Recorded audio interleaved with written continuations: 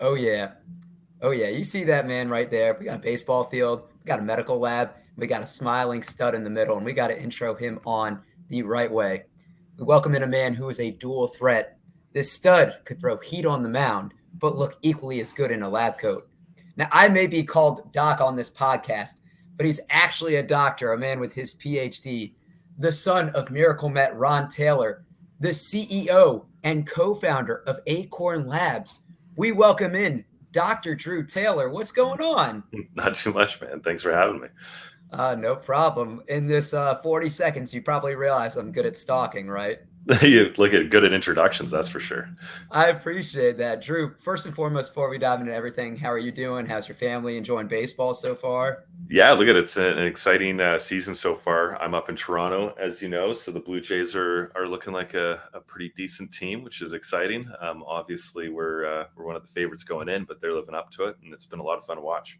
Yeah, we need a Blue Jays championship. It's been since 93. So, Since '93. um, but we're going to talk about the Blue Jays in some capacity because, Drew, I want to start off with the baseball player.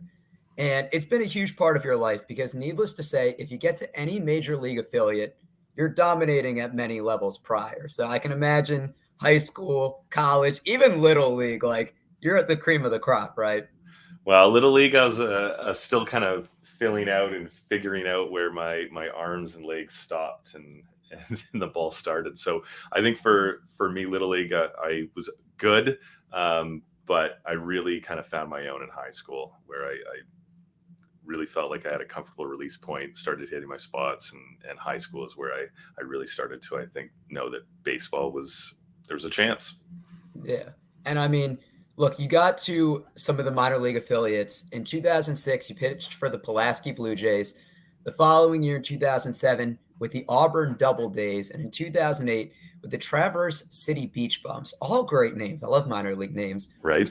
So for your entire career, you go 4-4, a 3.64 ERA, 1.23 WHIP, 8.3 Ks per nine, and even one save. We got to include that in there because you're a dual threat. I'll take it. But so you pitched before technology was prevalent, and I'm not just talking about like what we're talking about in MLB, but sites like Fangraphs, Baseball Savant. Are you familiar with them?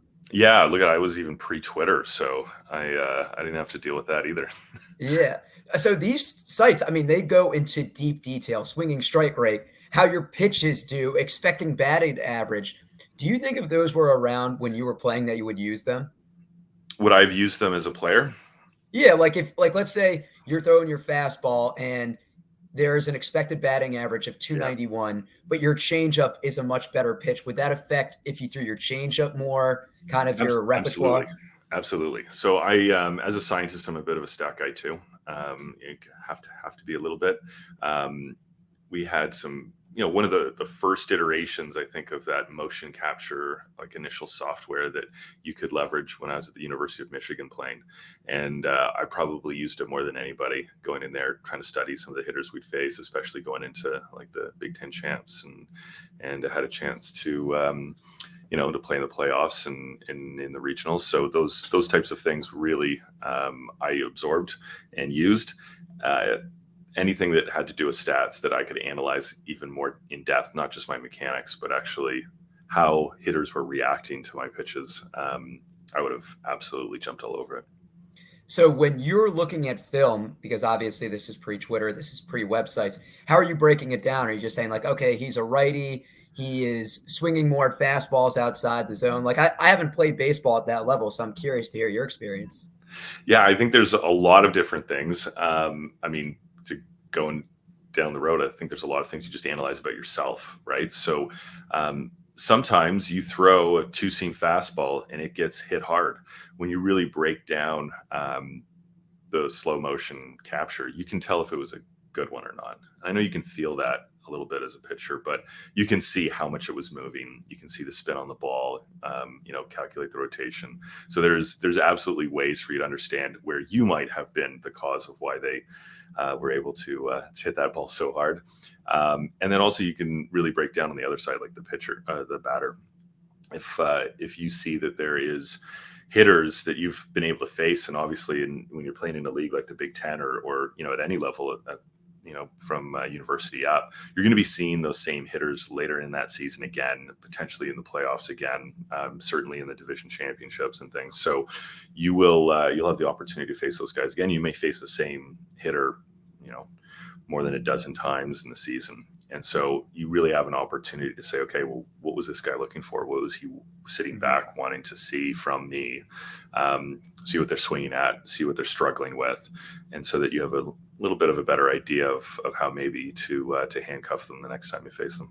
Yeah. And, Drew, I think an important thing you brought up is, kind of that mental side of it, that analytics, that breaking down everything side, because I think there's so much emphasis now on throwing hard. Can you throw in the upper to high 90s? And yes, while that works for some pitchers because the variance of speed in their, pitches that they're offering, a Kyle Hendricks or an Adam Wainwright goes by, painting the corners, by knowing the batters that they've faced many times. But ultimately, you had to stop playing because of an injury. So what injury did you suffer, and kind of what was the process behind deciding it's my time to hang it up? Yeah, no, it was actually many iterations and took a while. So I had the injury when I was in university. So I was actually in my junior year, the worst time to possibly have an injury, my first draft year. And first game, I was down pitching against the Gators for Michigan. And first inning, I had a decent first inning. No real problems. There's not a moment where I threw a pitch where I was like, okay, I just did something horrible. But I definitely felt in the second inning I went out there and I just did not have my best stuff. But it wasn't until actually I got out of that second inning and went back into the dugout and was chatting with one of the guys that was actually charting up in the stands, came down and said, "Hey, Drew, are you feeling okay?" And I was like, "I don't know, it was a bad inning, did not really have my stuff." And he said, "Well, your fastball was on average 9 miles per hour slower than in inning one." And so for me, I think that was a pretty telling moment. Like I didn't feel great, but I didn't know that it was that severe. So I tried to pitch one more time that season against, I can't even remember what team it was. Going back too many years now. It might have been Duke. And I think it was Duke. And I went out there and I knew it, and it hurt more than that first game. And it was pretty evident that I was not going to be doing well. So I think that for then it was, okay, let's go seek medical attention. Let's go take a look at it. And so I did end up discovering that I had fraying in my supraspinatus and a tear in my labrum.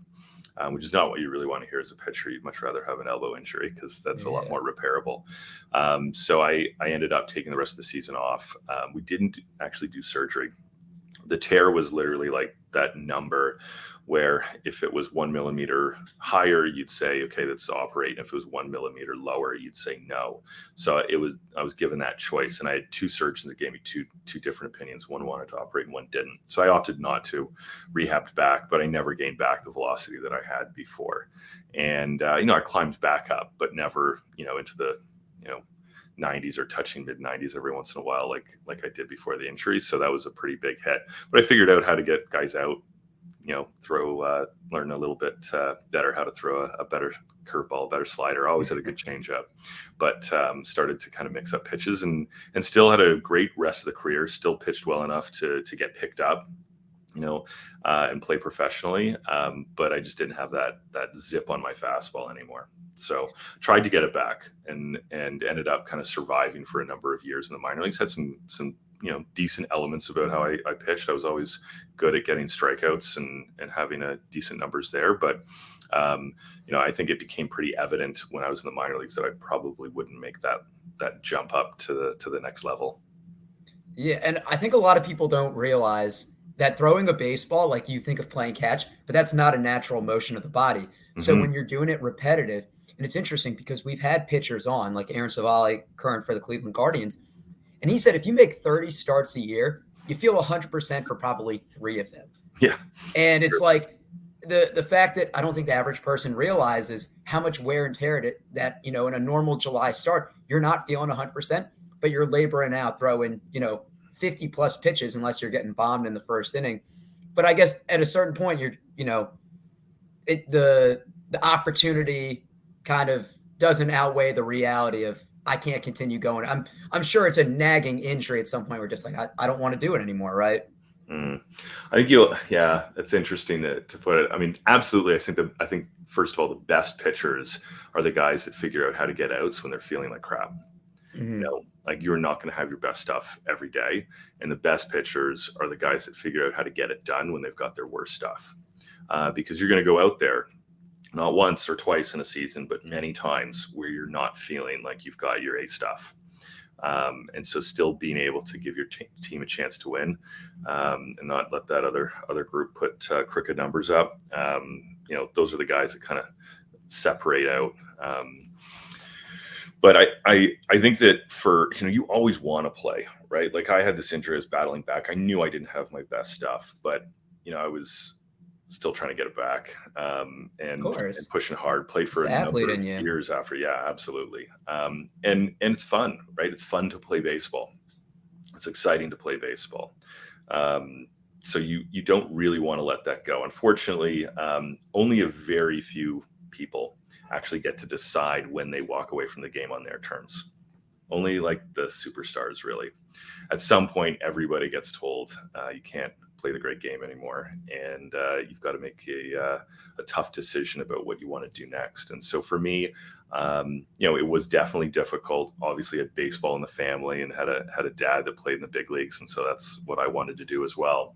But I was really lucky that my dad was also a medical doctor, right? He went back after an 11-year major league career and got his medical degree.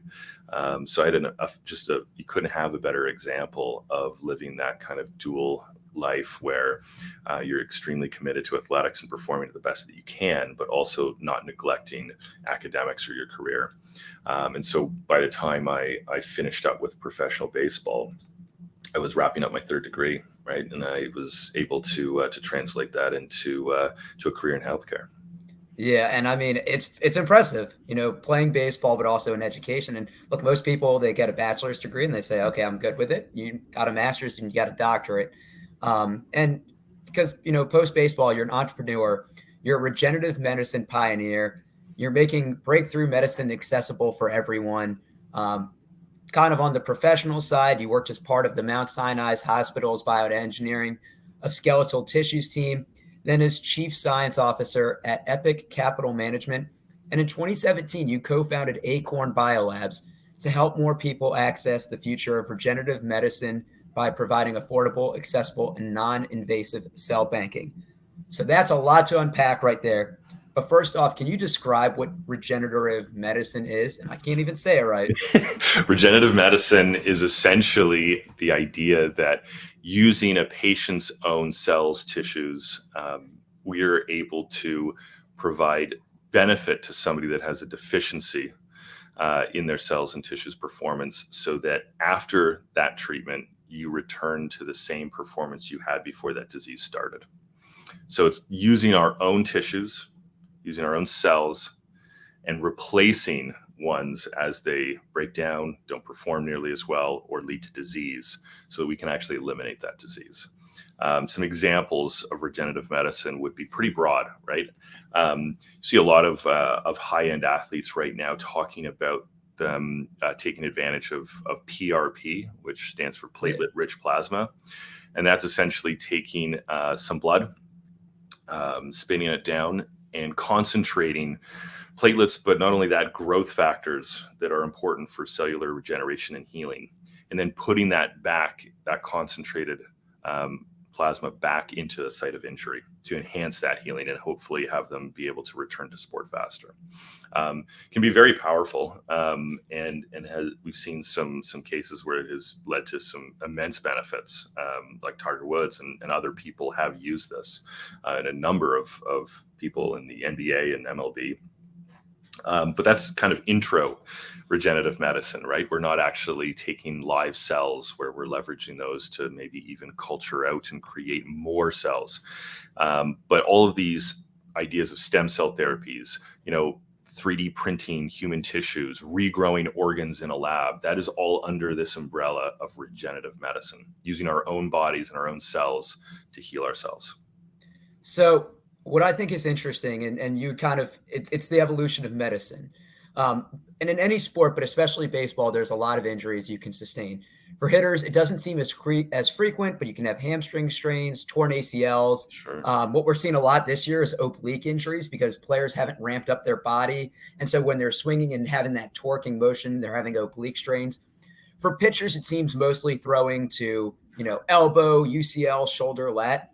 How does this type of medicine work for different sorts of injuries?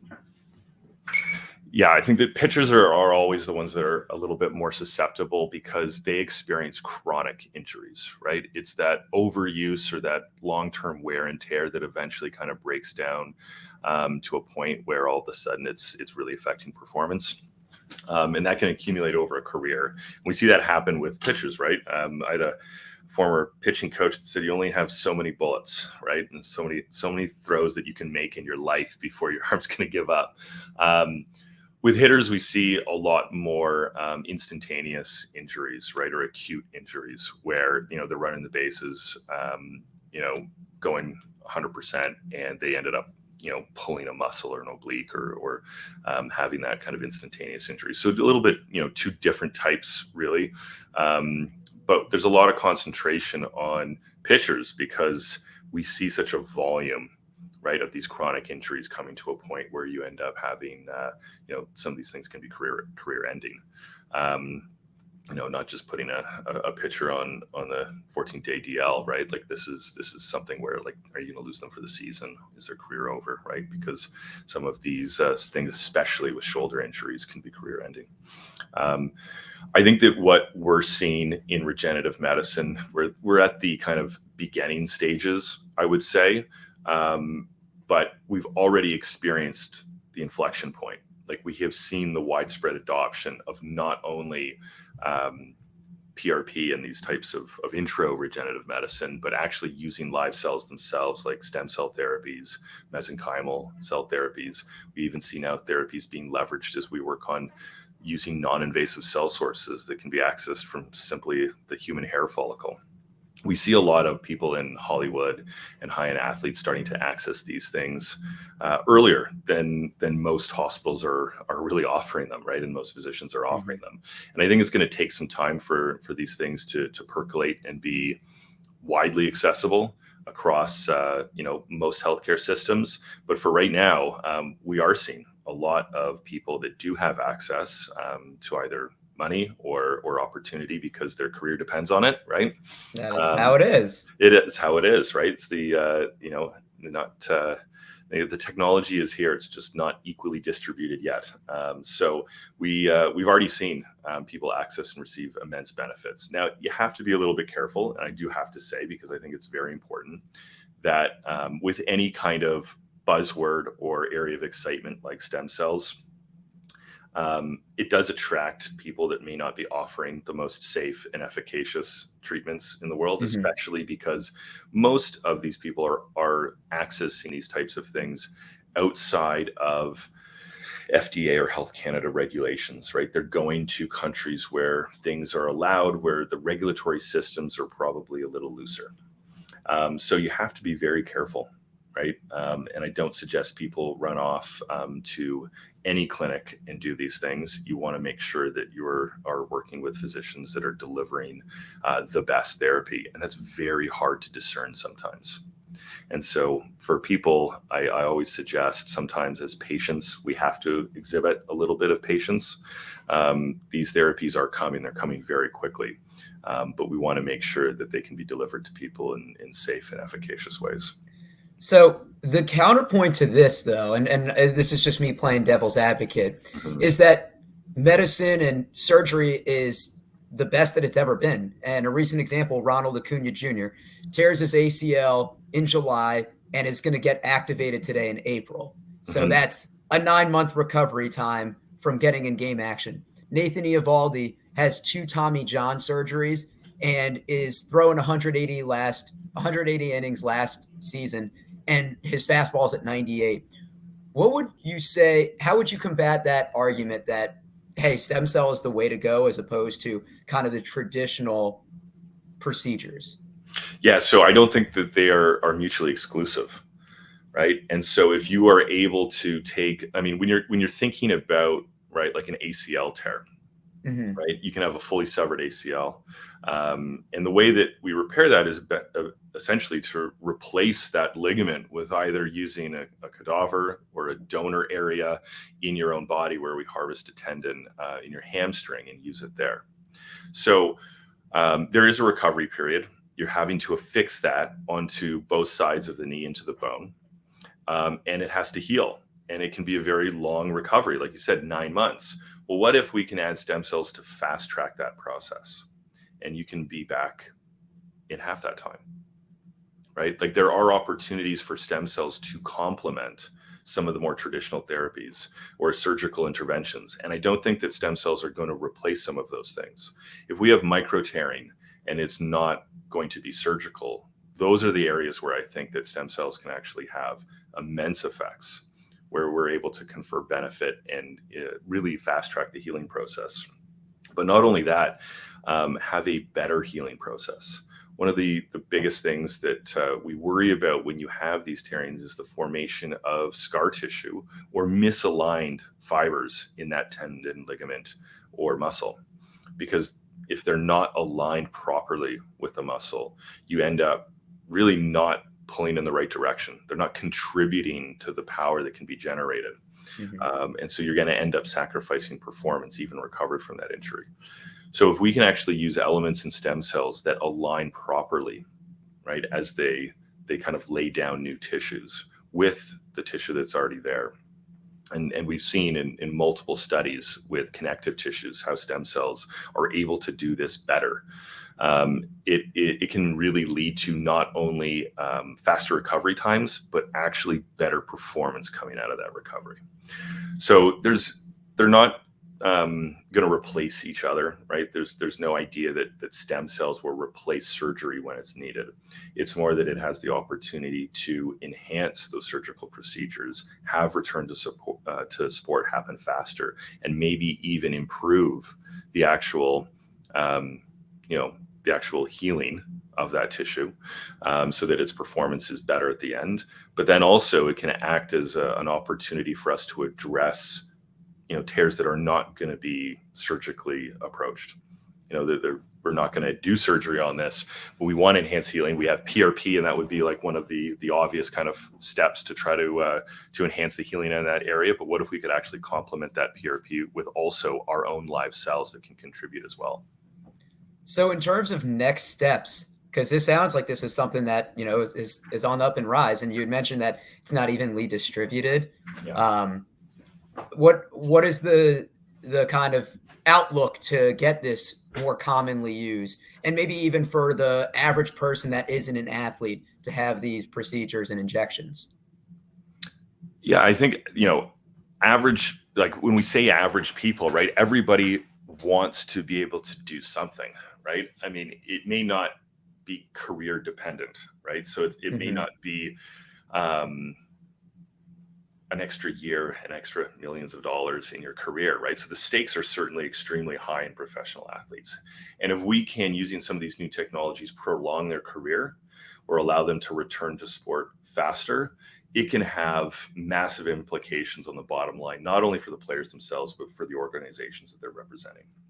So there's like high stakes, right, monetarily, but also like, we're representing that city, right? Like this is the idea of just putting a winning team on the field to represent your city alone is exciting, and we want to be able to make sure that players have the opportunity to do that and are not sitting on the sidelines watching it. So absolutely, stakes are high there. But look, I want to be able to play sports with my kids and run around. As I age and I beat up my body when I was playing a fair bit, right? Not like a linebacker maybe, but for sure, like we play sports and we get our wears and tears. I still feel pain in my shoulder if I sleep on it the wrong way. To this day. So we are going to, as athletes and as even just active people, doesn't matter, professional athletes, we are going to experience aches and pains. We all get older. And some of the things that maybe Don't remind me. Dude, it's coming. I'm ahead of you, so it's coming.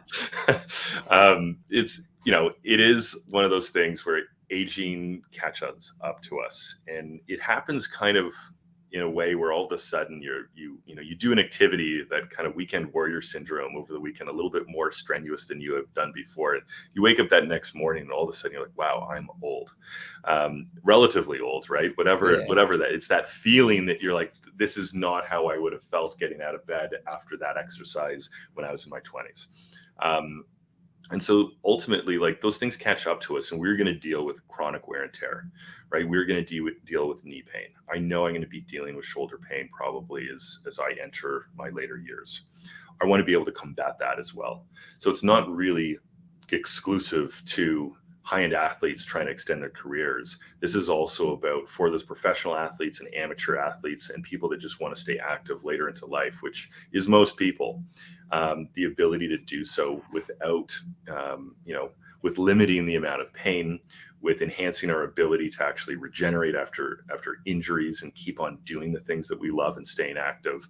I think this is for everybody. And I think one of the things that I am really excited about our mission at Acorn is to make sure that everybody has access to it.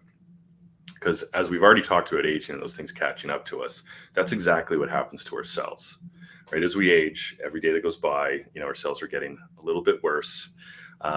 This turned depressing. I know it turned depressing. I'm sorry. We'll get back to baseball. This is reality. It is reality, right? Every day that goes by, we get older. And if regenerative medicine is leveraging our own tissues to keep us healthy, to reduce disease, and to keep us active, right? If regenerative medicine is going to accomplish those things for us, then we have to ensure that we have the best starting material to deliver on regenerative medicine. And that's our own cells, right? We're not going into a laboratory and worried about the purity of a compound or a chemical for a pharmaceutical product, right? In regenerative medicine, we're leveraging our own cells to confer benefit to ourselves. And so therefore, the treatments are only going to be as powerful as the cells that we have access to. And so what we've really done, and I saw this firsthand at Mount Sinai, and you mentioned I was part of the skeletal tissues engineering team, which was fantastic because I was working on things that, I saw as an athlete. So it's such an amazing extension of and a bridge for my athletic career. But I was actually looking at a lot of cases for knee and hip pain. And it was a lot of elderly people coming in for surgery to replace their knees and hips. So total arthroplasty, right? And these individuals are in a lot of pain, right? Losing their ability to ambulate or walk, and they're coming in for a solution. And what we were doing is essentially taking out their joint and replacing that joint with metals and plastics, right? It's a very successful surgery and delivers a lot of benefit for people, but it doesn't last forever, right? And so you're going to have that surgery again. And so our whole team, our goal was, can we create, instead of metals and plastics to replace that joint, can we actually replace the tissues that are wearing down for that patient? Instead of putting on layers of metals and plastics on the end of their bones, can we actually recoat them with their own cartilage? And so it was a very ambitious project. And my role was actually taking some very successful animal studies and translating that into human models. So I was going to the OR, taking biopsies of patient cells and bringing them back to the lab and seeing if in practice we could actually culture these things out. I was doing this when I was playing, and your facial expression looks exactly like it does when I was telling my teammates what I was doing in the off seasons. I don't have a lick of biochemistry or engineering or any of that in my field. I stick to sales. But I mean, Drew, here's the thing. People could be listening to this and you're the one that's implementing the, technology and the medicine that's going to help them, because you're right. It's for the everyday people that want to be able to play sports with their kids, to not have this chronic pain, as you mentioned, like getting older, it catches up with you. And I think it's a way to try to be proactive rather than reactive. Before you say, exactly, this injury is too bad where I need surgery or I let this linger, how can we address it early so that we can subside the pain? So you hit it right on the head, right? So that's exactly what I experienced doing this work, right? I was taking the cells back to the laboratory and really culturing them out so that we could see in practice that we could do this into the future. And in human cells, it wasn't working very well. And so, we looked at it a million different ways, but ultimately not until we compared getting younger human tissues and realized that all of the animal studies were done in essentially the equivalent of adolescent animals, like teenagers. And so we accessed some older animal cells. Did we see that it was age dependent? Didn't matter about, translating this from animals to humans. It was the age of whether it was animal or human, that led to our ability to actually culture and grow out the cells that would be needed to regrow cartilage for that patient. And so, I mean, it was pretty sad, not to make more depressing, but that was a depressing moment in my career, right? Because I'm sitting back saying, look, we have amazing groups. Like at Mount Sinai, we were, regrowing cartilage. Down the hall, right, in Mount Sinai, there was another group working on regrowing kidneys, right? In Tel Aviv, they're working on projects to regrow miniature human hearts, right, from our own skin cells.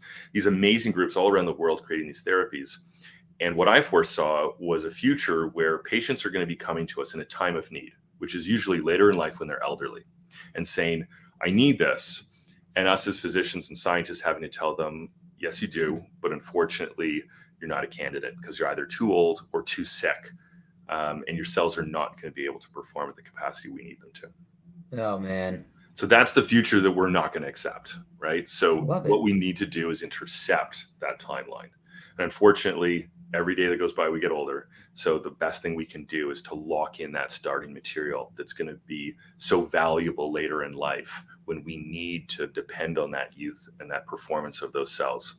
And so we non-invasively have created a way to just pluck hair follicles, access these amazing cells, rich in adult stem cells that we can actually cryopreserve and store frozen in time where they do not age anymore in our labs, so that you can go on living and have a portion of you that doesn't age.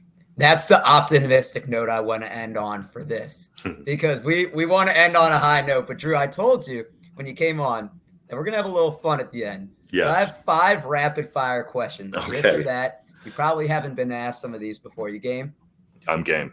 All right. The first one, we'll keep it baseball related. Would you rather get a win with no strikeouts or a save with 3 strikeouts? In the win, you're going 5 innings, so minimal possible. Would I rather get a win? I'll take the win. Strikeouts. I'll take the win. Yeah. Okay. But no Ks, though. All right. I like it. Yeah. No. Would you rather sleep with a porcupine or sleep with a skunk? Oof. So we have 3 dogs at home, and the big one has been sprayed by a skunk now. Like, it's got to be 3 times. And porcupine's rough. I'll take the porcupine because honestly, a skunk, I've given her a bath. Me getting into the shower with that dog, honestly, it was pretty rough. I mean, there you go. It's the way to eliminate one. For 1 year, would you rather sleep on the hardwood floor or only take cold showers? And I feel like I know your answer now based on what you were telling me earlier. Yeah. I'll take a cold shower. I don't mind cold showers. I'm Canadian. Cold doesn't bother me. Okay. I mean, that's the right answer. You can take a 2-minute shower, but your body's going to ache even more after sleeping on the hardwood for a year. Yeah. I'll take cold showers. What is your favorite cereal? Oh, that's a really good question. I've got a few. I like granola. So I like basically anything that has Hearty Crunch. Okay. But on St. Patty's Day, I'll pour myself some Lucky Charms. Only on St. Patrick's Day of Lucky Charms? Yeah. No, because it's not, too many marshmallows, too much sugar, right? Well, I feel like most people like Lucky Charms for the marshmallows. Exactly. That's what I mean. But you can't live on that, right? That's not exactly. I mean, I don't buy cereal because it doesn't last. That's true. But that's a good point there. We got 3 kids in the house, so cereal, it goes. Okay. That's fair. That's fair. And they don't want, Dad, where'd my cereal go? Yeah, I can't touch the Lucky Charms. When we get it, it's like gold. All right. The last one here, Drew, this is an important one. Do you pull your toilet paper from the top or from the bottom? Do I pull my toilet paper from the top? Yeah. So do you pull it? Roll over down. Yeah. Like, do you pull it from the top here or do you pull it under? Oh, it's from the top. I'm not. Oh my God.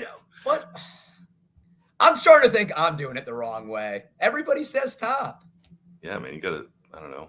Well, keep it away from the wall. I don't know. Here's my thinking. What's easier, chin-ups or pull-ups? Chin-ups, this is the natural motion. It's natural to pull this way. How heavy is the toilet paper you're using?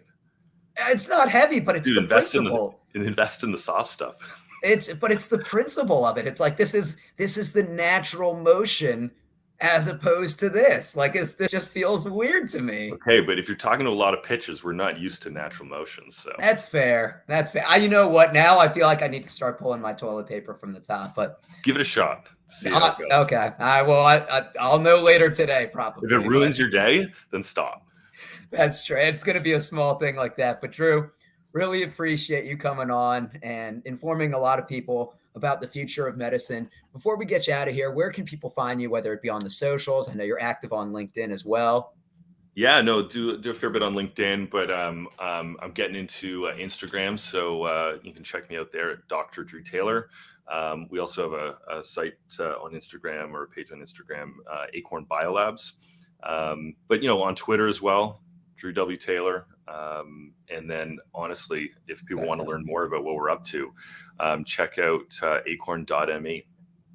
Awesome. Check it out, because it's a lot of good information, and it's when you can go down that rabbit hole of information, this is a good one to go down. But Look, everybody, I wish at the beginning of my career I was been able to bank my cells before old age started catching up to me. I'm not quite there yet, but I'm getting close. Nah, we're only as young as you feel. But everybody that tunes into Triple Play, appreciate you watching. Make sure you check out some of Drew's content, because it's really informative stuff out there.